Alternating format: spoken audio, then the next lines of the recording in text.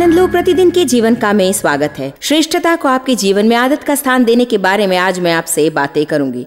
श्रेष्ठ व्यक्ति एक अतिरिक्त दूरी तय करता है। संभवतः वे सदा श्रेष्ठ रीति से हर काम को परिणाम देते हैं। अच्छी आदतों के विकास के महत्व के इस संदेश को सुनने के लिए हमारे साथ रहिए। सफल कार्य साधक मसीहियों की आदतों के बारे में हम बातें करेंगे। यदि आप अपना समय किसी कार्य में लगाएंगे तो आपको प्रभावशाली होना है। मैं एक प्रभावशून्य मसीह नहीं होना चाहती, मैं एक कार्य साधक मसीह होना चाहती हूँ। हमारे भीतर हमें जो कुछ चाहिए वो है। बाइबल तो ये कहती है कि उसने हमारी जरूरत की हर चीज हमें दे दी है। जो कुछ जीवन के लिए और शुद्धता के लिए चाहिए अपने वादों से दे दिया है। हमें सामर्थ की घटी नहीं है, अपने जीवन में उसे बाहर लाना हम नहीं जानते। हम में खुशी है, हम में शांति है। यदि हमें शांति है तो फिर इतने लोग उलझे हुए क्यों हैं? हमारे भीतर खुशी है तो फिर इतने लोग विषाद में क्यों हैं? सिर्फ इसलिए कि हमारे भीतर जो है उसे अपनी कोशिश से बाहर लाना हम नहीं जानते। हमारे भीतर जो है उसे हमारी भावनाओं में आना चाहिए, है ना? हमारे भीतर जो है उसे हमसे मन में आना चाहिए। भीतर जो है हमें चाहिए भीतर की अच्छी बातें। सब लोग कहिए मेरे भीतर अच्छी चीजें हैं। देखिए, हमें लोगों को समझाना है जब आप फिर से जन्मते हैं यीशु आप में वास करने आता है। जानते हैं बाइबल उसे क्या कहती है? सर्वशक्तिमान प्रभु का बीज बीज। जब यीशु वास करने आता है आप में, वो एक बीज के रूप में आता है और परमेश्वर के सारे सद्गुणों से परिपूर्ण वो बीज आपके भीतर है। इसलिए बाइबल वचन को वचन का पानी कहती है। आपको बीज की सिंचाई करनी होगी परमेश्वर के वचन से। आप विश्वास सीखते हैं, विश्वास की क्रिया शुरू करते हैं, अपने से ना कहना सीखते हैं और संयम के फल के बारे में सीखते हैं, पवित्र आत्मा की बात सुनना सीखते हैं। फिर जब कोई गलत काम करने को मन ललचाता है और ये जानते हुए कि पवित्र आत्मा मना कर रहा है, आप उससे सही कर्म के लिए मदद मांगते हैं और आपकी नई आदतें बनने लगती हैं। आदत वो चीज है जिसे आप चलते फिरते अनजाने ही करने लगते हैं। कोशिश करने की जरूरत नहीं पड़ती, ना उसके लिए योजना बनाते ही से तो आप सदा उन स्थितियों में करते ही रहते हैं, क्योंकि आपने इसे बार बार और बार बार और बार बार किया है जब तक कि आदत ना पड़ जाए। हमारी आदतें अच्छी हो सकती हैं और बुरी भी। हम अच्छी आदतें बना सकते हैं, बुरी आदतों को तोड़ सकते हैं। पौलुस ने भी कहा था, जो मैं नहीं करना चाहता वही सदा करता हूं। उसने ये भी कहा, मेरी इच्छा है कि सही कर्म करूं, मगर सही कर्म को करने का अभ्यास नहीं कर पाता हूं। अभ्यास का अर्थ है आदत डालना। पौलुस भी कह रहा था, मुझे सही कर्म करने का चुनाव करना है, चाहे कितना ही मेरा मन ना करे। और यदि मैं इसे बार बार और बार बार और बार बार करने का चुनाव करूं तो ये मेरे स्वभाव का एक अंश बन जाता है। ये रोबदार होगा जब हम उस मोड़ पर पहुंच जाएं जहां हमें भला बनने की कोशिश ना करनी पड़े और हमारी सामान्य प्रतिक्रिया वैसी ही हो, क्योंकि वही तो हमारे भीतर बनी रहती है। तो स्वभावतः प्रार्थना और प्रभु के साथ समय बिताना, स्वभावतः शुद्ध विवेक के साथ जीना, स्वभावतः विश्वास से जीना, एक समय में एक दिन स्वभावतः आपका चाल चलन विश्वासपूर्ण रीति से होना। यद्यपि आप आत्मविश्वासहीन भी लगें, आप विश्वासपूर्ण हैं, क्योंकि आपके भीतर आत्मविश्वास का वास है। हमें उत्तम मनुष्य होना चाहिए और इसका आपको चुनाव करना पड़ेगा, क्योंकि अतिरिक्त दूरी तय करना आप सदा शायद ना चाहें और काम को सर्वोत्तम रीति से पूर्ण करना होगा। इतनी चीजें हैं जहां हम समझौते कर जाते हैं। ऐसी चीजें भी हैं जहां हमें संकेत मिलता है कि नहीं करना चाहिए, या कोई बात है जिसे हम जानते कि करना चाहिए मगर नहीं कर पाते। मैं आपको एक उदाहरण देती हूँ। मैं सदा होटल के कमरों में रहती हूँ और हम ज़्यादा रोशनी चाहते हैं, हम वहाँ हर लाइट को ऑन रखते हैं। फिर जब तार आता है और जाने का समय होता है, और अक्सर मैं चल देती हूँ और मुझे पवित्र आत्मा से हल्का सा ठहाका मिलता है, बत्तियाँ बुझा दो। देखिए, वापस जाकर हर बत्ती को बुझाने में थोड़ा सा समय लगता है। कुछ लोगों की मनोदशा यूं होगी, खैर उसे मैं क्यों करूं, इसलिए तो होटल का बिल चुकाता हूं। बाइबल कहती, जो बर्ताव तुम दूसरों से चाहते हो वही तुम करो, यदि होटल के तुम मालिक होते तो। कितने ही लोग सारी जगह गंदी कर देते हैं, खासकर जब हम किसी होटल में कमरा भाड़े पर ले लेते हैं। एक दिन मेरे रूम के टॉयलेट में नीचे लीक होने लगा था और मुझे उसे तौलियों से ढांकना पड़ गया। सो उसके कारण फर्श पर गंदे गंदे दाग पड़ गए थे मेरे जूतों के तलों से। और आज सवेरे गीले कपड़े से उनको पोंछकर साफ कर दिया। हमें ये सब करने की कोई जरूरत नहीं है, मगर यदि आप श्रेष्ठ काम करने लगे और उसे परमेश्वर को समर्पित कर दें, इन्हें करते हुए कोई नहीं देख रहा है प्रभु के सिवा।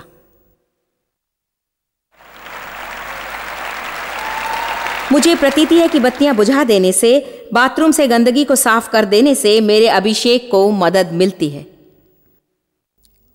हम सोचते हैं कि ये सब आत्मिक बातें हैं। मुझे प्रतीति है कि ऐसी बहुत सी चीजें जिन्हें हम अपने प्रतिदिन के जीवन में करें या ना करें, हमारे अभिषेक को सहारा देकर उन्मुक्त करती हैं या अभिषेक के प्रवाह में रुकावट डालती हैं। और आपके जीवन में परमेश्वर की सामर्थ है अभिषेक। परमेश्वर की सामर्थ हमें चाहिए।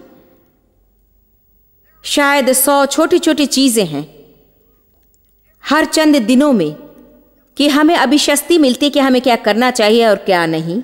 और प्रश्न यह है, जब वो अभिशस्ति आती है, हम क्या कर रहे हैं?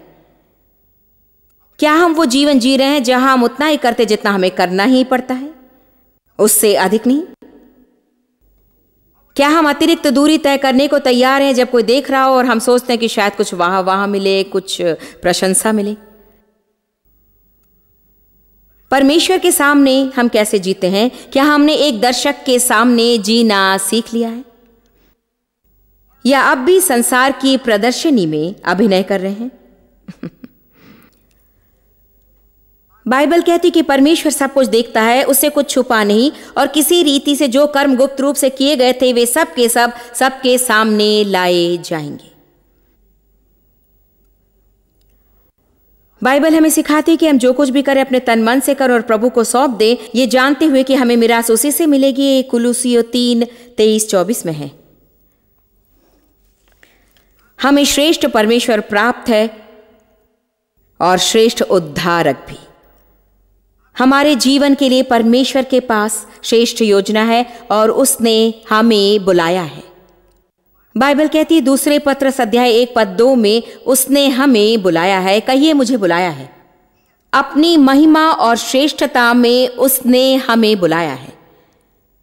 कहिए, श्रेष्ठ व्यक्ति बनने के लिए मैं बुलाया गया हूं। जिस संसार में हम जी रहे हैं, हम अवश्य जानते हैं कि आज उसमें मध्यमता बहुत आ गई है। ढेर सारे समझौते, गुणवत्ता बहुत ही कम हो गई है। ढेर सारी थोक उत्पत्ति, मगर संसार में जो गुणकारी सामग्रियां पहले थी वे अब नहीं हैं। कभी कभी बहुत दुखी हो जाते हैं जब पसीने की कमाई से कुछ खरीद कर इस्तेमाल में लगाते हैं और देखते हैं कि दर्जा घटिया है ना? मुझे यकीन है कि आप में से बहुतों को घर बनवाने का अनुभव है और आपको पता लगता है कि कितने ही काम उन लोगों ने घटिया दर्जे के किए हैं और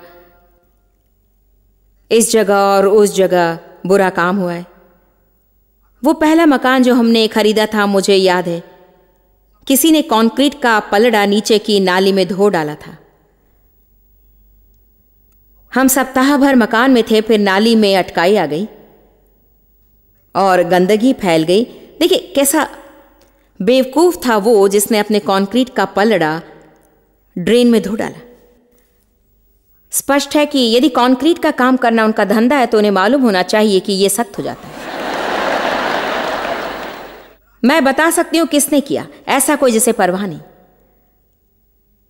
ऐसा कोई जिसे सोचे ये मेरी समस्या नहीं, मेरे बाप का क्या गया, कोई और इससे निपट लेगा। हमें ऐसी चीज को रोकना है। छोटी छोटी लापरवाहियों से बड़ी बातें बिगड़ जाती हैं। क्या मनुष्य प्रकृति की अवगुण डंके की चोट संसार से नहीं कहते कि यह भयंकर पाप है? क्योंकि सच्चाई यह है कि आप में से अधिकांश अब उसमें नहीं है। आपने बहुत कुछ पीछे छोड़ दिया है, मगर ये छोटे छोटे क्षेत्र भी हम छोड़ देते हैं, मगर यही आगे चलकर बड़ी समस्याएं बन जाती हैं। आप यदि जरा सा ध्यान छोटी छोटी बातों पर देने लगे, जैसे कि जब आप टॉयलेट पेपर का अंतिम हिस्सा इस्तेमाल करते हैं और इस बात की परवाह नहीं करते कि अगले व्यक्ति को नहीं मिलेगा, इसीलिए दूसरा रोल लाकर वहां रख दें।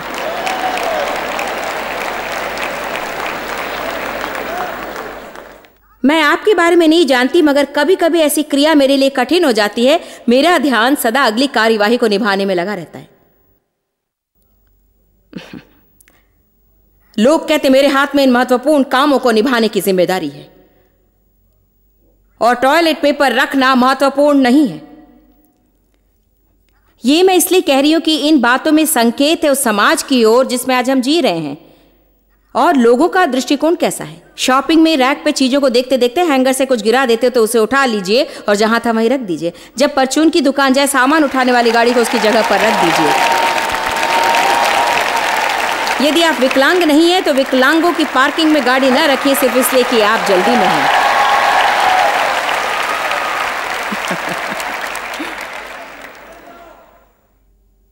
ऑफिस से कागज, क्लिप, कलम, नोट कुछ घर के इस्तेमाल के लिए ना ले जाइए। संडे स्कूल के पाठ की 20 कॉपियां ऑफिस के कॉपियर पर मत उतारिए यदि अनुमति ना हो तो।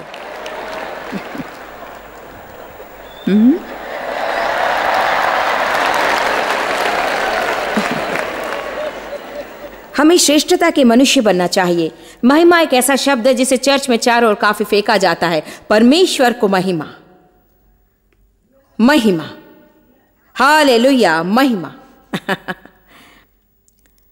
एक दिन प्रभु ने कहा, मुंह बंद करो क्योंकि इस शब्द का तुम अर्थ नहीं जानते। एक बात जानते, मैं नहीं जानती थी। मैंने सोचा कोई आत्मिक शब्द होगा, परमेश्वर को महिमा। मैंने इस शब्द को खूब पढ़ा और जानते के अर्थ निकला हमारे परमेश्वर की सारी श्रेष्ठता की अभिव्यक्ति, अर्थात सबके सामने लाना जहां सब उसे देख सके। सो यदि हम चाहें कि परमेश्वर की महिमा हम पर ठहरे तो हम सामान्य नहीं हो सकते। हम समझौते नहीं कर सकते। अभिशस्ति लाने वाले इन छोटी छोटी बातों की हम उपेक्षा नहीं कर सकते। यह सोचकर कि कोई फर्क नहीं पड़ता। जब भी पवित्र आत्मा किसी बात पर हमें अभिशस्ति देने का कष्ट उठाए तो फर्क पड़ता है।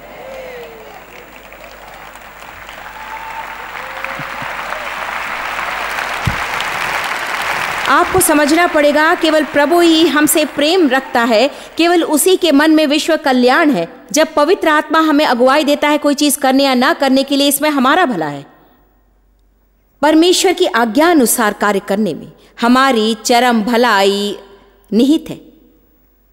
आपको चुनौती है कि आप चीजों को उठा लेना शुरू करेंगे। जो भी चीजें आप निकालते और छोड़ देते उन्हें उठाकर अलग रख दीजिए। यदि कुर्सी मेज से खींचते हैं, जब आप उठें कुर्सी को वापस उसकी जगह पर रख दें।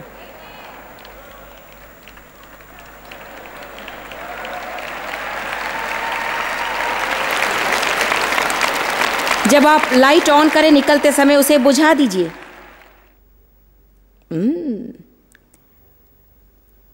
मैंने जो सोचा था तो उससे अच्छा है। श्रेष्ठता, श्रेष्ठ शब्द का अर्थ है उत्कृष्ट, महत्तर, बढ़िया, उच्च कोटि का, उत्तम, असाधारण, सबसे ऊंचाई पर, सर्वोत्तम और बहुत बढ़िया।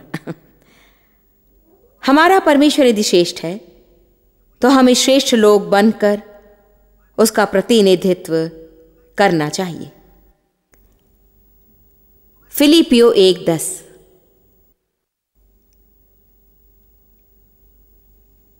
एक बात जानती, आदत की बात है। आप बेतुकी आदत से मजबूर हो सकते हैं और श्रेष्ठता की भी।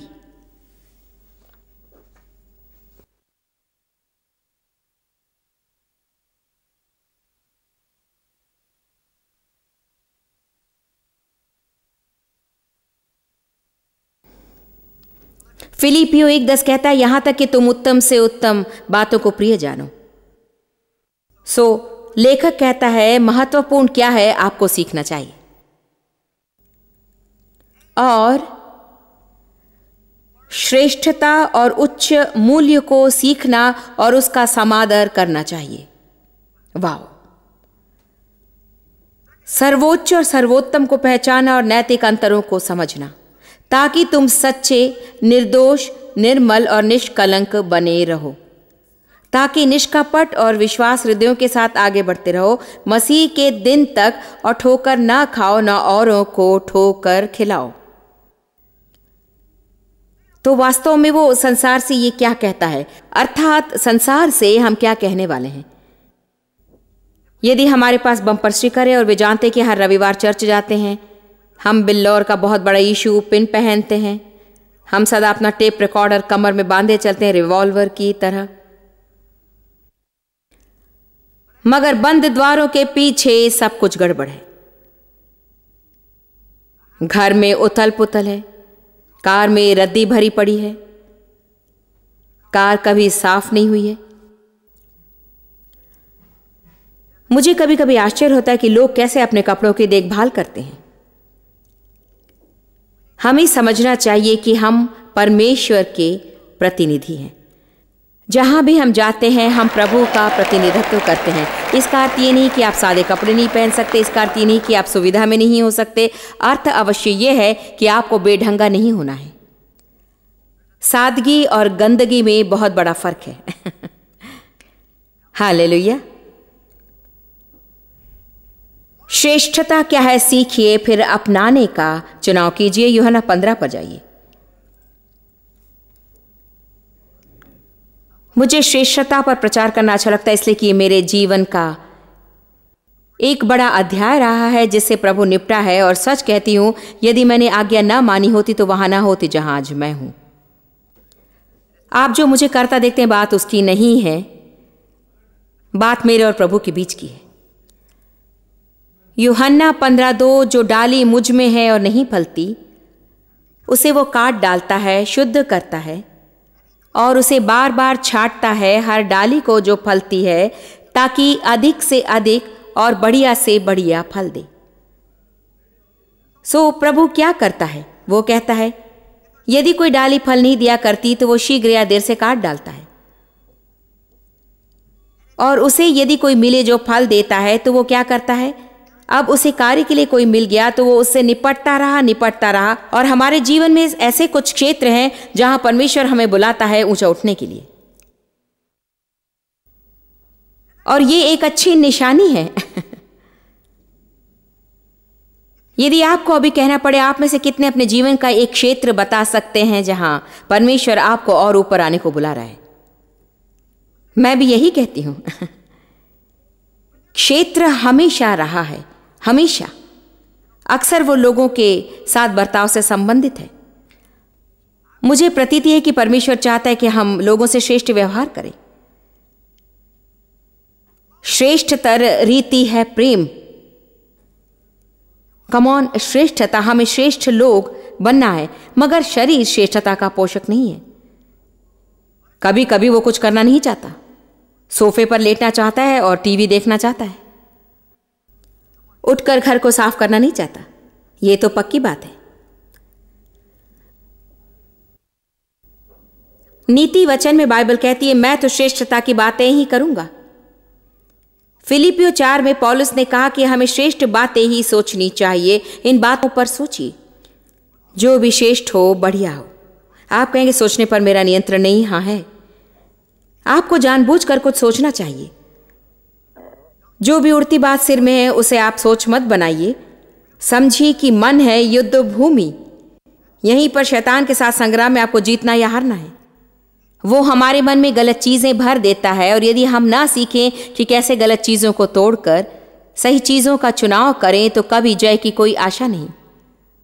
आप भी जानते और मैं भी जानती हूं कि आपको ये नहीं पता कि आप सोचना शुरू करते और अचानक अपनी विवाहिता पत्नी की गलतियों के बारे में सोचते हैं, बच्चे के दोषों के बारे में, अपनी नौकरी की दुष्व्यवस्था के बारे में सोचते हैं।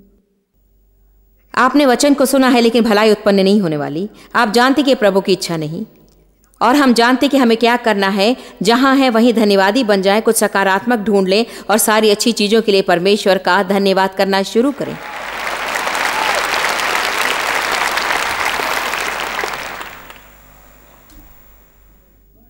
श्रेष्ठ होने का चुनाव करना बहुत महत्वपूर्ण है। मनोदशा में श्रेष्ठ, विचार में श्रेष्ठ, वार्तालाप में श्रेष्ठता, क्रियाओं में, चीजों को संभालने में, लोगों से व्यवहार करने में। इसे आप अपने जीवन की चुनौती बनने दे, जीवन का लक्ष्य बन जाने दे, जिसे पाने की ओर आप प्रतिदिन श्रम करें। आज ही पाबंद हो, ये प्रभु में श्रेष्ठ व्यक्ति बनना सीखना चाहता हूं और हर काम को मैं सर्वोत्तम तरीके से अंजाम देना चाहता हूं। श्रेष्ठता का अर्थ ज्यादा खर्चा नहीं है। आप सोच सकते हैं मेरी पोशाक श्रेष्ठ नहीं क्योंकि मेरे पास ज्यादा पैसे नहीं। आपके पास जो है उससे आप श्रेष्ठ फल ला सकते हैं। यह है श्रेष्ठता। श्रेष्ठ बनने के लिए आपको इतना ही करना है कि आपके पास जो है उसे ले लीजिए और उससे बढ़िया से बढ़िया काम निकालें। हमारे पास जो है उसे यदि हम ना संभालें तो प्रभु हमें कुछ और क्यों दे? नई कार भला प्रभु आपको क्यों दे यदि आपके पास जो है उसे आप साफ करके मान ना दें? यदि उसमें पुरानी गंदगी है, सोडा की खाली बोतलें भरी हैं, पुराने ढक्कन, ये वो अखबार वगैरह वगैरह वगैरह। कभी कभी यदि मैं अपनी कार ऐसी जगह पर पार्क करती हूँ, देखिए बहुत दिन पहले की बात नहीं, एक सुंदर कार थी, करीबन नई कार, मैंने उसकी बगल में पार्क की और जाने लगी, पर कार बिल्कुल ही रद्दी से भरी पड़ी थी। कुछ अवसर आते हैं जबकि मैं अपनी कार में लौटकर उसे हटा देती। जानते क्यों? क्योंकि मैं जानती कि वो इस तरह का आदमी है जो शायद परवाह ना करे अगर अपनी गाड़ी के दरवाजे से मेरी गाड़ी को ठोक दे।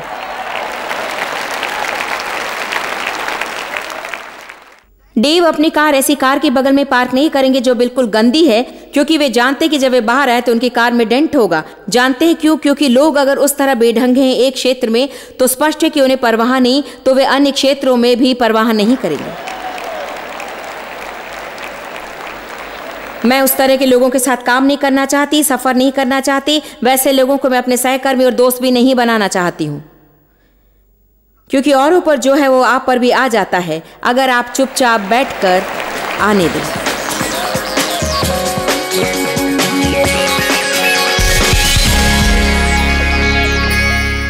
आप यदि शरीर में बीमार है तो मैं अभी आपके लिए प्रार्थना करना चाहूंगी। क्या आप जानते थे कि यीशु आपको चंगा कर सकता है जहां भी चोट लगे, कहीं भी चोट लगे? यीशु कल भी वही था, आज भी और सदा रहेगा। और बाइबल में हम देखते हैं उसके लोगों को चंगा करने के कई दृष्टांत, और मुझे विश्वास है कि आज परमेश्वर आपको छुएगा। पिता, हम यीशु के नाम में तेरे पास आते हैं और धन्यवाद वचन में तेरी चंगाई के वादे का। तेरा धन्यवाद प्रभु कि तू हमारे पापों को क्षमा करता है और हमारे सारे रोगों को चंगा कर देता है। तेरा धन्यवाद करते प्रभु पुनरुद्धार के लिए। मैं इस समय उनके लिए प्रार्थना करती हूँ जिन्हें पीड़ा है, जो बीमार है, जिन्हें रोग है, जीवन पर आफत वाले रोग भी। प्रभु हम जानते हैं कि तू महान है, और मैं इन लोगों से कहती हूँ जो यीशु ने कहा था, जिनकी उसने सेवा की थी, चंगे हो जाओ, चंगे हो जाओ यीशु के नाम में। पिता धन्यवाद पीड़ा दूर करने के लिए, बीमार इंद्रियों की चंगाई के लिए। तेरा धन्यवाद प्रभु रचनात्मक चमत्कारों के लिए। तेरा धन्यवाद पिता पुनरुद्धार के क्रियाविधि के लिए जो लोगों के जीवन में आज से शुरू है, यीशु के नाम में, आमीन। प्रोत्साहन की एक बात जान लें कि कुछ लक्षण आप में मौजूद भी रहें, उसकी बातें ना कीजिए कि आप कितने बीमार हैं और कितना दर्द होता है, कितने कष्ट हैं। एक अच्छी सी स्वीकृति करना शुरू कीजिए कि परमेश्वर की चंगाई शक्ति मुझ में काम कर रही है इस समय। आप ऐसा करेंगे, इससे आपको मदद मिलेगी और आप दिन पर दिन चंगे होते जाएंगे। प्रभु आशीष दे। आप जितना जानते हैं उससे भी अधिक आप हमारे लिए जॉइस मेयर मिनिस्ट्रीज एशिया में महत्वपूर्ण हैं। हम आपकी सराहना करते हैं। आप सौभाग्यों का धन्यवाद देते हैं कि इस संसार भर की सेवकाई को आप सफल कर रहे हैं। एक साथ हम भूखों को भोजन, गरीबों को कपड़े दे रहे हैं और पूरे संसार में सुसमाचार प्रचार कर रहे हैं। हमसे आज ही संपर्क करें या लॉग करें jmmindia.org। अपने प्रार्थना निवेदन भेजें, हमारे स्रोत के विषय जानें, जॉइस की सभाओं के विषय जानें, और जैसे हम पूरे संसार में मसीह के प्रेम को बांटते हैं तो आप हमारे साथ सहभागी हो जाएं।